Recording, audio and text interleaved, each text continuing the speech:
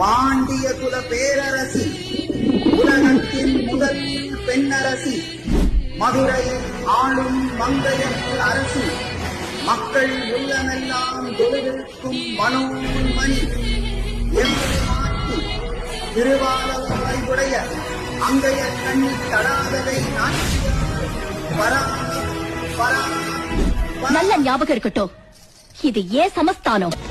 கும்மீருட்டில் குடல் கிழித்து கொன்றில் ஏறும் பெண்ணோடியே கோபம் கொண்டு பிடித்தால் கொப்பரிக்கும் காளியம்மா. உன் கண் சிவந்து பார்த்தால் போதும்